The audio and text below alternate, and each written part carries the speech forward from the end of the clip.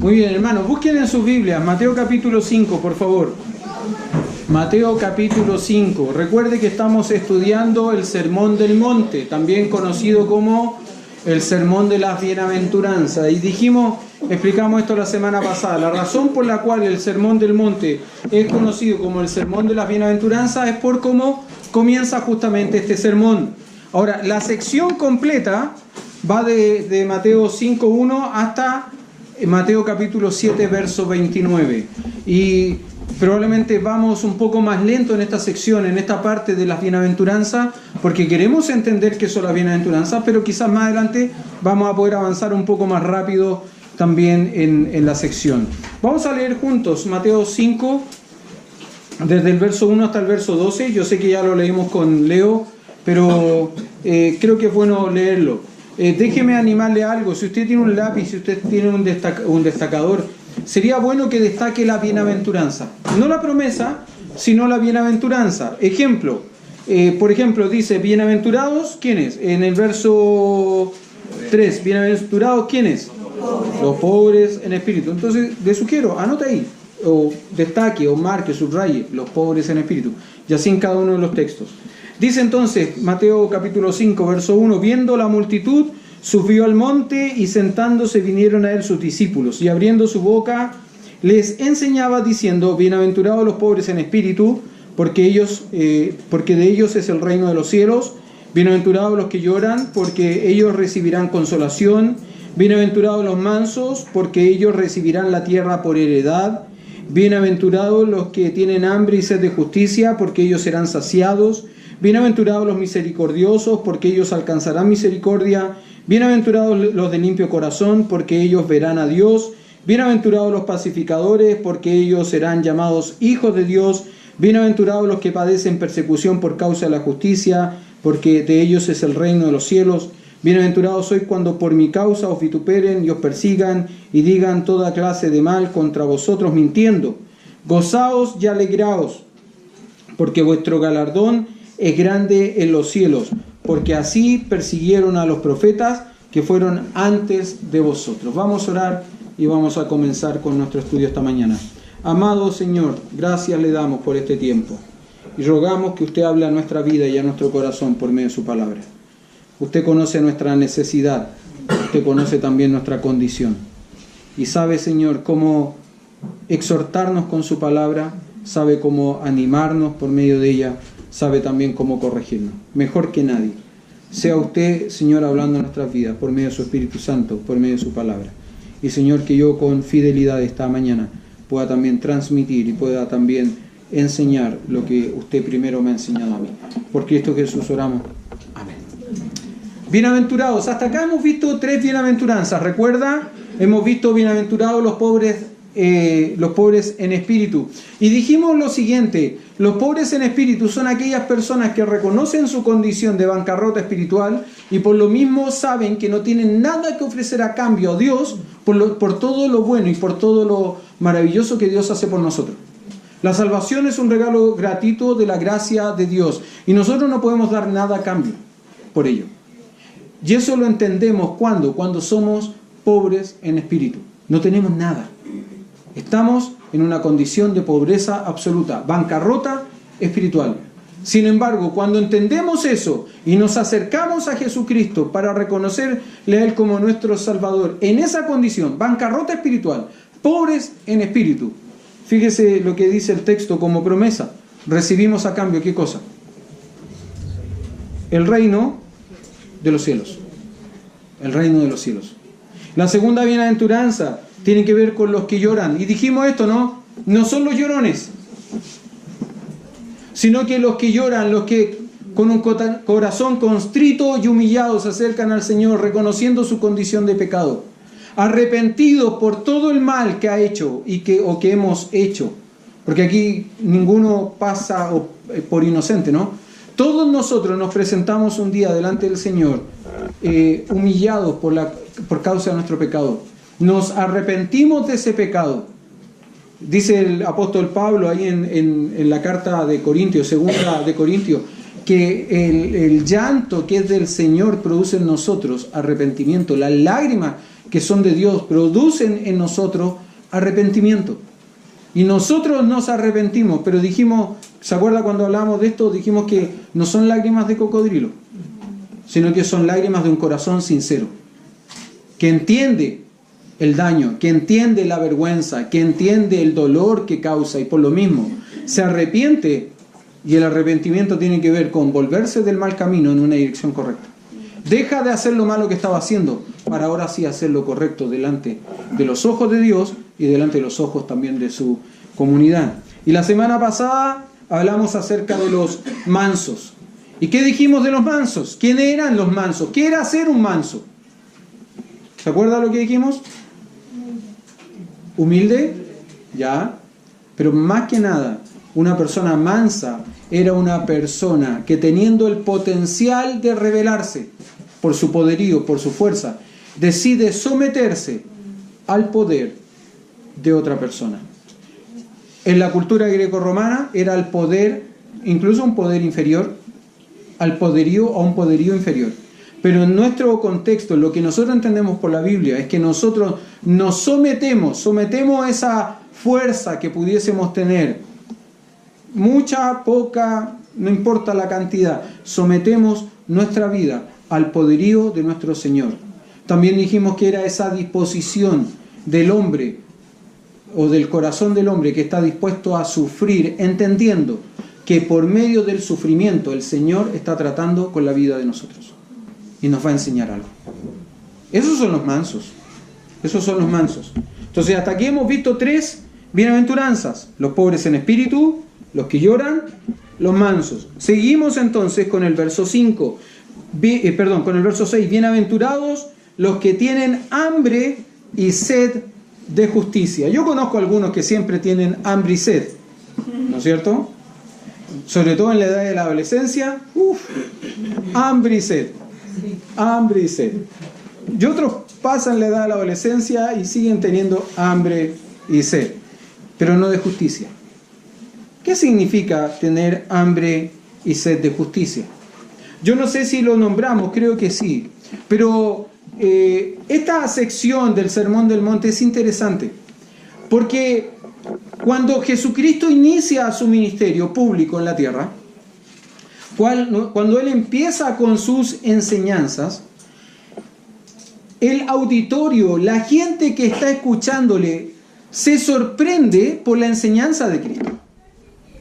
Porque ellos no están acostumbrados a este tipo de enseñanza, no están acostumbrados a estas palabras poderosas, pero poderosas más que nada por lo que hay detrás de estas palabras. Yo les dije que en la sección completa termina en el capítulo 7, verso 29, y creo que sería interesante ver lo que dice justamente al finalizar la sección o el Sermón del Monte. Capítulo 7, verso 28 y 29. Y cuando terminó Jesús estas palabras, dice que la gente se admiraba de su doctrina. Ahora, doctrina ahí, hermano, quiero aclarar esto, doctrina ahí tiene que ver con enseñanza, se admiraba de su enseñanza. No es que el Señor Jesús, durante el tiempo del Sermón del Monte, les enseñó a aquellos que vinieron a escucharle las 10 doctrinas básicas. Entonces le habló de teología propia, cristología, neumatología, soteriología, eclesiología, angeliología, martirología, antropología y ¿qué otra logía me falta? Eclesiología, escatología. No, el Señor Jesús no enseñó eso. Cuando aquí dice que se admiraban de su doctrina, tiene que ver con la enseñanza, y doctrina es enseñanza. La gente que le escucha reconoce en él un maestro fuera de la norma, fuera de serie. Un maestro que está enseñando con un poder que otros no tienen, con una autoridad que otros no tienen. Fíjese. Y cuando terminó Jesús estas palabras, verso 28, capítulo 7, la gente se admiraba de su doctrina. ¿Por qué? Porque les enseñaba como quien tiene autoridad y no como los escribas. Ahora, en esa frase final, y no como los escribas, hay una comparación, ¿no? ¿Están comparando a Cristo con quién? Con los escribas. Ahora, ¿quiénes eran los escribas? Era una parte, una sección del sistema religioso imperante. Los escribas básicamente tenían la función de copiar, eran copistas de la ley. Ellos escribían, por eso los escribas, eran copistas. Recuerde que en esa época no existían libros tal cual nosotros los entendemos, tal cual nosotros los conocemos. Lo que existían ahí eran rollos, ¿no es cierto?, sobre los cuales se escribían y se guardaban y se conservaban, pero por un cierto tiempo, que por el uso se iban ajando, rompiendo. Por lo tanto, para que no se perdiese, ¿qué es lo que la escritura? ¿Qué es lo que tenían que hacer? Personas tenían que dedicarse a escribir, ¿no es cierto?, copiar. Esos eran los escribas, eran parte del sistema religioso. Ahora, el problema con los escribas es que los escribas, a la palabra de Dios, que estaba hasta ese momento, por sugerencia, también habían añadido ciertas interpretaciones, ciertos mandatos, no de Dios, sino de hombre, que habían adquirido valor, importancia, y se habían convertido en tradición. Cuando el pueblo se admira del Señor Jesús y hace la comparación con los escribas, quiero decir que además se está admirando no solo de los escribas, sino de la otra parte del sistema religioso que también es parte del sistema. Y esta parte, o quizás los más conocidos, ¿recuerda nombre de sectas en la época de Cristo? Sectas muy conocidas.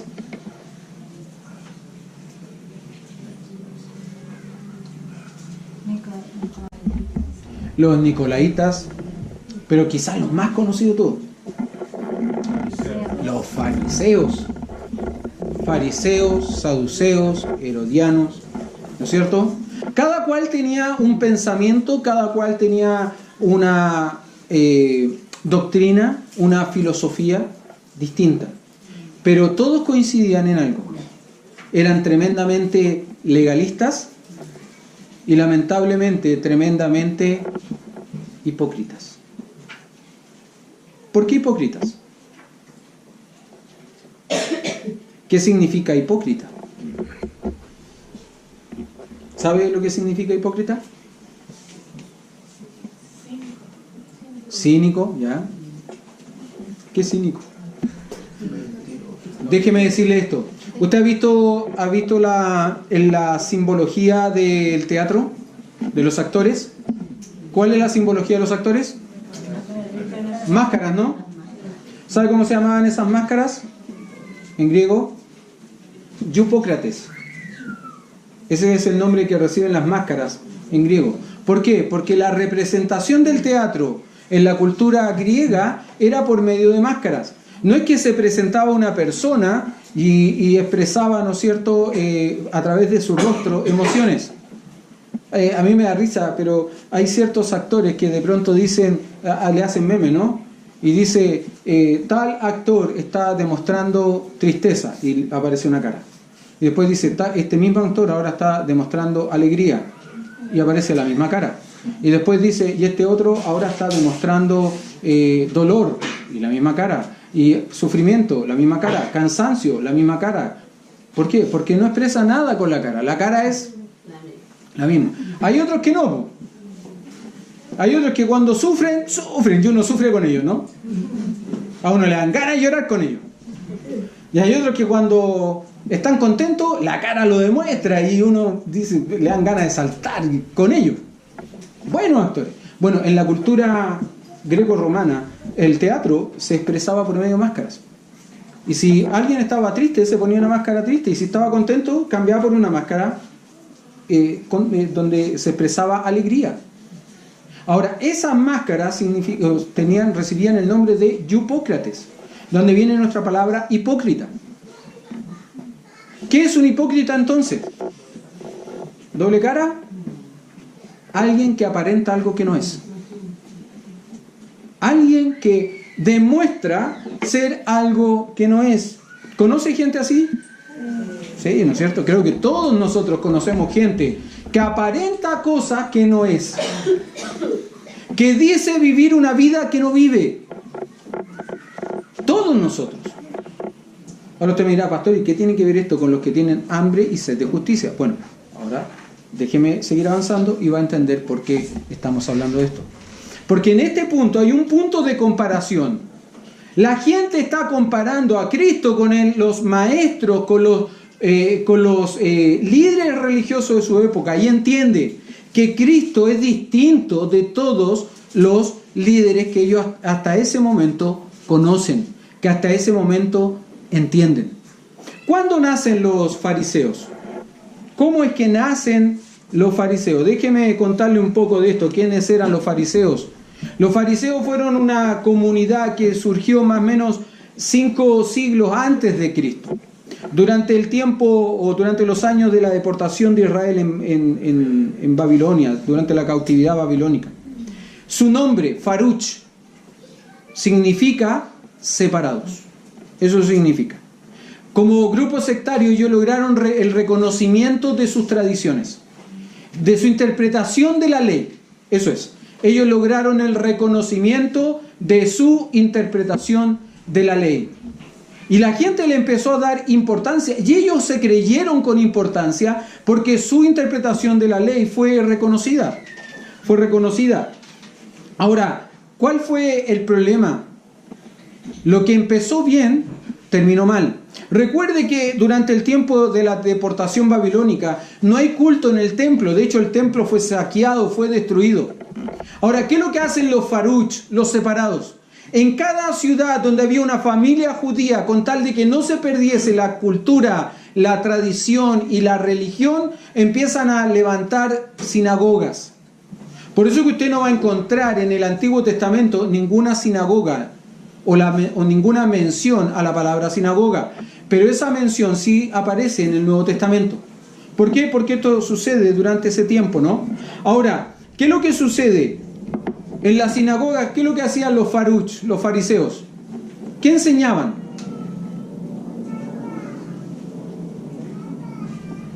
¿Para qué se levantaron las sinagogas, hermano? ¿Para que no se perdiese qué cosa? Están atentos, ¿verdad? La religión, la cultura, ¿qué más? La tradición. La tradición. La tradición. Ahora, ¿cuál fue el problema? ¿Por qué esto empieza bien y termina mal? Porque con el tiempo, para los fariseos y para todo el sistema religioso de la época, las tradiciones adquirieron mayor importancia que la misma palabra de Dios. Y sabe que eso no es muy distinto a nuestros días, ¿no? En nuestros días hay lugares donde la tradición es más importante que la palabra de Dios. Hay iglesias donde yo, así como estoy vestido hoy día, por ningún motivo podría pasar al frente a predicar.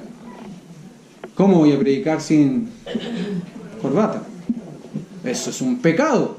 Muéstremelo por la Biblia. ¿Afectado, dices tú? ¿Sí? Si no me afecto, ¿cómo?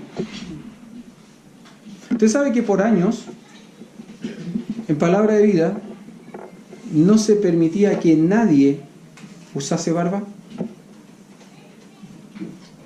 Los jovencitos que iban a campamento, por ejemplo, ayer me llamó la atención, muchos de los que se presentaron en Jóvenes Involucrados llegaron con barba. Y algunas barbas bien descuidadas. Y otras bien tratadas. Andaba afectado, creo. Por años no se permitió la barba. Y cuando uno le preguntaba a la gente ¿por qué? Nadie sabía por qué. No, que no lo permiten. Eso es tradición. Eso es legalismo. ¿Pero por qué no? No. Un día alguien me dijo, no, tú nunca vas a ver a alguien con barba arriba de un púlpito de Palabra de Vida. Hoy día casi todos los misioneros usan barba. Tradiciones. Y es interesante porque cuando uno conoce el porqué, es divertido. Y es porque cuando Palabra de Vida llega a Argentina, está en pleno apogeo el Che Guevara. Entonces no se usaba barba. ¿Sabe por qué o no? Porque usar barba automáticamente generaba una asociación ¿con quién? Con el Che Guevara. Entonces el director dijo, no, evitémonos problemas. No hay barba. nadie con barba. Eso hasta hace como 2 años atrás. Nadie con barba, ahora todos con barba. ¿No es cierto? Tradiciones. Cuidado con las tradiciones. Hermanos, las cosas se hacen con una razón, no porque sí. Las cosas se hacen con un motivo, no porque no. Cuando usted me dice, es que las cosas se hacen así porque sí, entonces yo digo, estamos haciendo mal las cosas. No, que las cosas no se hacen así porque no, entonces estamos haciendo mal las cosas. Usted tiene que entender el por qué hace o no hace las cosas. ¿Por qué se tienen ciertas costumbres y otras no se tienen? En los tiempos de Cristo, ¿se acuerda? Los discípulos de Jesús tienen hambre y recogen trigo y lo limpian y lo comen. Y algunos religiosos que están observando critican a los discípulos y con ello critican al Señor Jesús. ¿Por qué tus discípulos comen sin lavarse las manos? Bueno, la costumbre fariseica decía lo siguiente. ¿Cómo había que lavarse las manos? ¿Sabe cómo? ¿Usted cree que era hacer esto? No, había que tomar agua y el agua tenía que correr por el antebrazo y bajar por el codo. Esa era la forma de lavarse las manos y había que mostrar que uno se estaba lavando las manos y que el agua corría hasta el codo. Eso es ridículo, ¿no? Pero era la tradición. Y ese tipo de tradiciones eran tradiciones que se habían ido incorporando a la ley. ¿Eran mandatos del Señor? No, eran costumbres de hombres. Ahora, ¿cuál fue el problema con la tradición? Que para el sistema religioso, para el fariseo, para el saduceo, para gente del Sanedrín, para gente de las sectas religiosas, habían adquirido tanto valor, tanta importancia, que ellos se creían delante de Dios autojustificados. Ellos no necesitaban la justicia de Dios. Ellos, con todas sus tradiciones, con todas sus prácticas religiosas, estaban autojustificados delante de Dios. Por eso que el Señor Jesús dice acá, bienaventurados los que tienen hambre y sed de justicia. ¿Cuál justicia? La justicia de Dios. Esa justicia que es por la fe, no por las tradiciones, no por las costumbres. Si usted mira conmigo Lucas capítulo 18, Lucas capítulo 18, verso 9.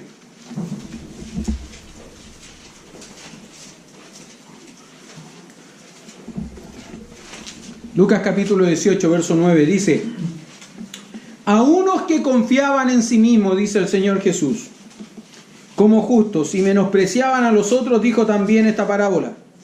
2 hombres subieron al templo a orar. Uno era fariseo, parte del sistema religioso. El otro era un publicano en los tiempos de Jesús.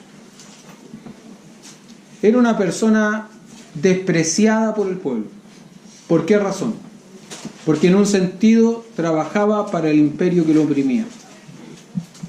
Era una persona que cobraba impuestos, pero que además de cobrar impuestos era injusto en el cobro, porque decía, ok, hoy día te corresponden de impuestos, vamos a ponerlo en plata chilena ya, para no confundir, te corresponden 1.000 pesos de impuestos, y el hombre decía, no, pues si yo tenía que pagar 50 nomás, no, 1.000. Entonces cobraba los 1.000 de impuestos y decía, bueno, 500 para el Estado y 500 para este pobre publicano. Fundación Mi Publicano, ¿no es cierto? Y así era como ellos se enriquecían. ¿Recuerda un publicano famoso? Un publicano famoso, ¿lo recuerda? Zaqueo. Y de hecho Zaqueo nota, ¿no? Y aprende. Cuando el Señor viene a su casa, Zaqueo desciende, es necesario que hoy vaya a tu casa. ¿No es cierto? ¿Por qué era necesario? Porque ese día la salvación llegaba a esa casa, y cuando Zaqueo se da cuenta de lo que está haciendo, ¿qué es lo que hace? Lo primero que hace, Señor, la mitad de mis bienes. Y si en algo he defraudado, él sabía que en algo, y en más de algo había defraudado, lo devolveré multiplicado. ¿No es cierto? Bueno, Cristo está ejemplificando para aquellos que se creen justos, y lo ejemplifica a través de estas dos personas que están, por así decirlo, en la antípoda, en lo opuesto. Un fariseo y un publicano. Verso 11. El fariseo, puesto en pie, oraba consigo mismo de esta manera: Dios, te doy gracias, porque no soy como los otros hombres, ladrones, injustos, adúlteros, ni aun como este publicano. Mire, después de leer esta oración, más que dar gracias a Dios, yo creo que Dios tenía que darle gracias a este hombre, ¿no? Por ser tan bueno como era. Hay gente que es así, que cuando cuentan su testimonio pareciera que Dios tiene que darle gracias por haberle permitido salvarlo. Ayuno 2 veces a la semana, doy diezmos de todo lo que gano. Más el publicano, contraste, más el publicano, estando lejos, no quería ni aún alzar los ojos al cielo, vergüenza, eso es señal de vergüenza, sino que se golpeaba el pecho diciendo: Dios, sé propicio a mí, pecador. Dios, sé propicio a mí, pecador. Lo primero que hace él es reconocer su condición de pecado y su necesidad de la justicia de Dios. Que Dios sea propicio a él, propiciación. Os digo que hablando del publicano, dice el Señor Jesús, descendió a su casa justificado antes que el otro, porque cualquiera que se enaltece será humillado, y el que se humilla será enaltecido. ¿Se da cuenta? Bienaventurados los que tienen hambre y sed de justicia, no la justicia de las tradiciones, sino la justicia de Dios, que es por la fe. Romanos capítulo 5, verso 1 dice: justificados pues por la fe tenemos paz para con Dios. Hermano, déjeme preguntarle algo: ¿en qué está confiando usted? ¿Está confiando en lo que usted hace? ¿Está confiando en sus tradiciones? ¿O está confiando en la palabra de Dios, en el poder de la palabra de Dios y en la persona de Dios? Si usted es un hijo de Dios, ya fue justificado. Pero el que usted haya sido justificado no significa que sus obras actuales sean justas. Si usted está confiando en tradiciones humanas, en costumbres. Mire, nosotros somos una iglesia en fundación y en medio nuestro hay mucha gente que viene de otras iglesias. Y alguno podría decirme: no, es que en la otra iglesia las cosas se hacían así. Es verdad, se hacían así. Pregúntese si es que las cosas que se hacían así en la otra iglesia tienen sustento bíblico o simplemente eran tradición. Pregúntese y contéstese. ¿En qué está confiando? ¿En quién está confiando? ¿Está confiando en la justicia de Dios? Me encanta bienaventuranza. Me encanta, ¿sabe por qué? Porque me encanta la promesa. Bienaventurados los que tienen hambre y sed de justicia. ¿Qué va a pasar con ellos? Serán saciados. Serán saciados. No quedarán con hambre.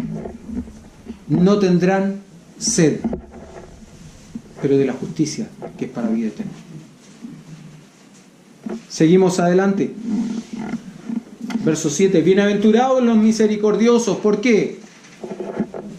Porque ellos alcanzarán misericordia. Bienaventurados los misericordiosos, porque ellos alcanzarán misericordia. ¿Qué es la misericordia, hermano?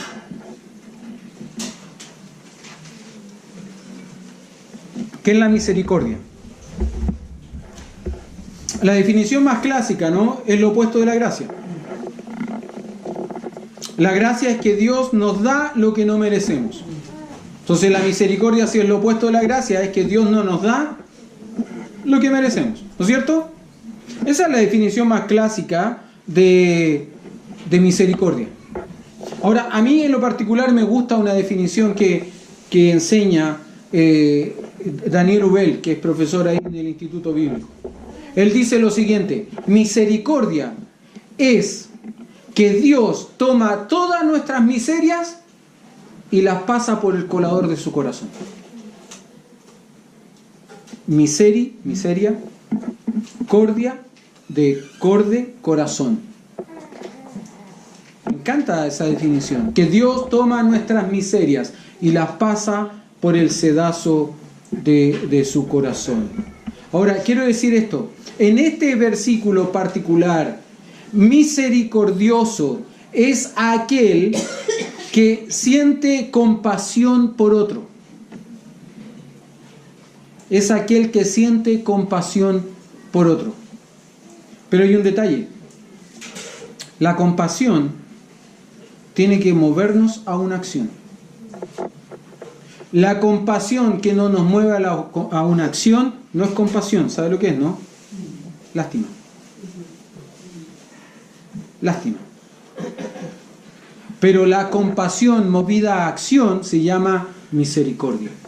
Recuerdo un caso de gente que sintió compasión en acción en la Biblia, aparte de Jesús.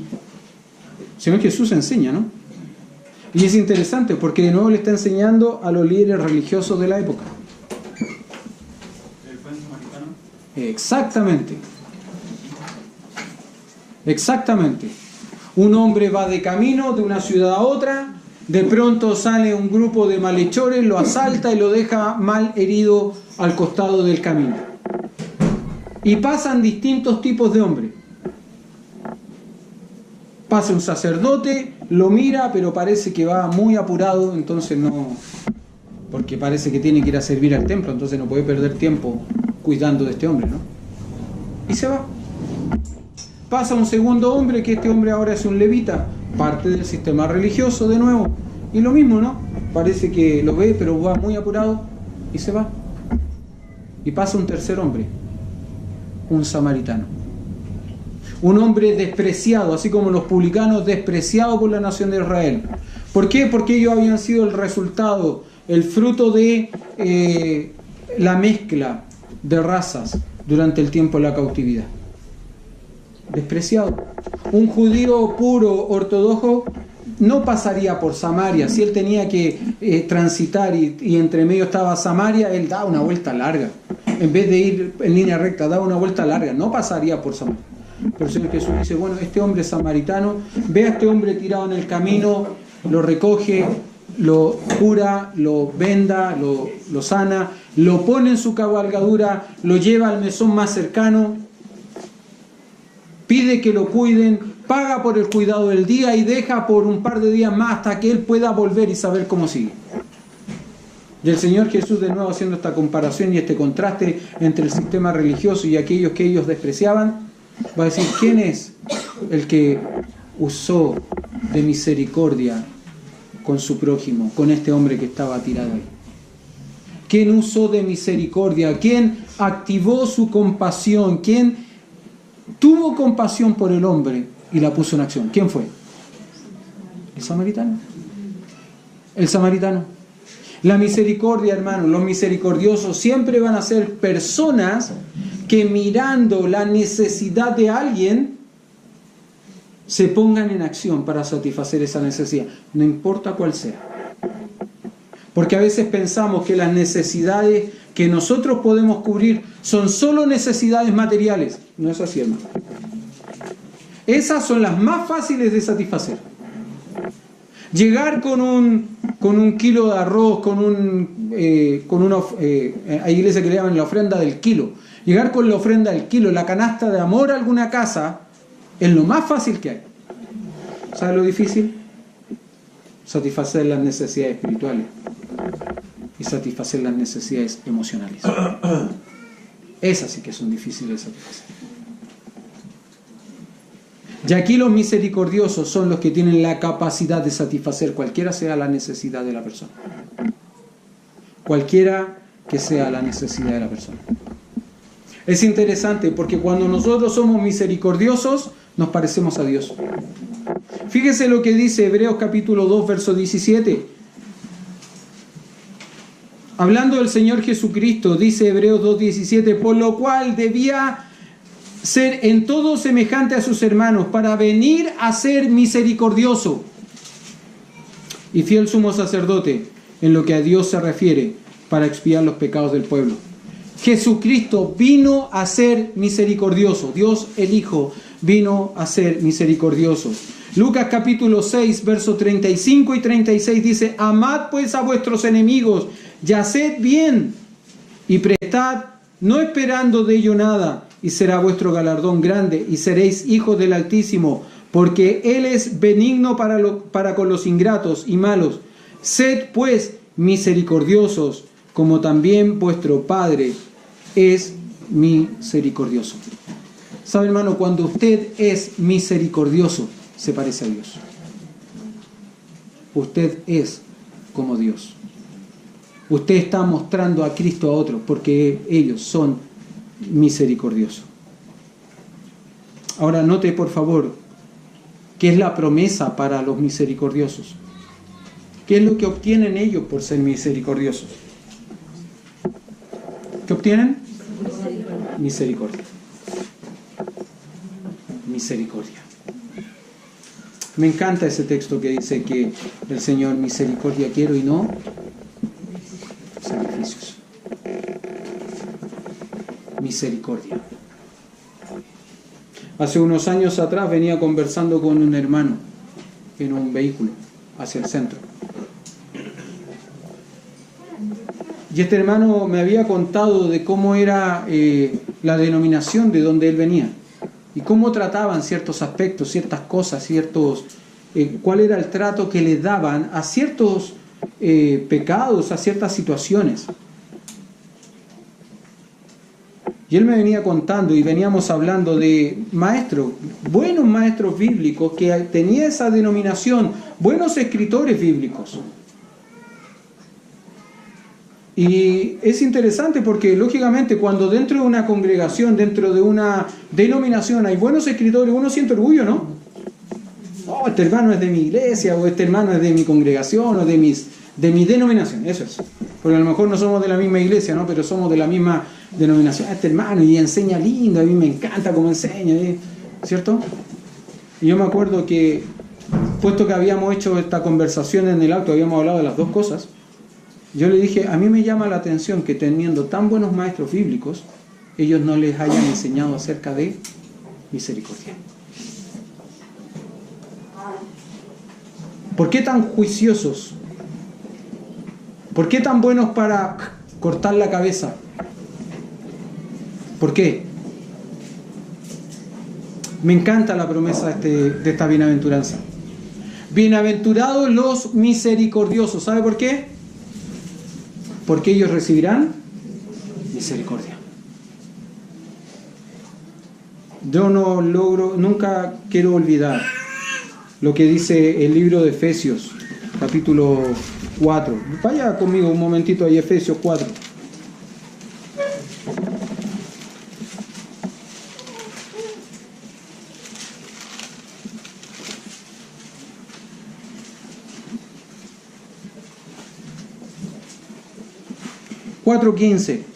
Sino que siguiendo la verdad en amor, crezcamos en todo, en aquel que es la cabeza, esto es Cristo. Sino que siguiendo la verdad en amor. Yo nunca quiero olvidar esto y nunca quiero olvidar lo que una vez escuché en un mensaje del pastor J. Vernon McGee cuando dijo: verdad más amor es misericordia. Verdad sin amor es juicio. Y él dijo esto, y por eso no lo quiero olvidar. Muchas veces los pastores enseñamos juicio a nuestras congregaciones y esperamos que ellos nos traten con misericordia. Les enseñamos la verdad sin amor, pero queremos que ellos nos traten a nosotros con misericordia. Bienaventurados los misericordiosos, porque ellos recibirán misericordia. Misericordia. Termino con este pasaje, Santiago capítulo 2, verso 13. Porque juicio sin misericordia se hará con aquel que no hiciere misericordia, y la misericordia triunfa sobre el juicio. juicio sin misericordia será con aquel que no hiciere misericordia. Pero hay una verdad: la misericordia triunfa sobre el juicio. Pastor, ¿entonces debemos dejar pasar todos los pecados? No. Al pecado se le enfrenta, se le confronta. Al pecador se le confronta con amor, con verdad y con amor. Si ese pecador se arrepiente, hemos ganado un hermano. Si ese pecador no se arrepiente, lamentable. Pero yo debo obrar, debo actuar con misericordia, porque es lo que Dios espera de mí, por su palabra. Bienaventurados entonces los que tienen hambre y sed de justicia, porque ellos serán saciados. Bienaventurados los misericordiosos. ¿Por qué? Porque ellos recibirán misericordia.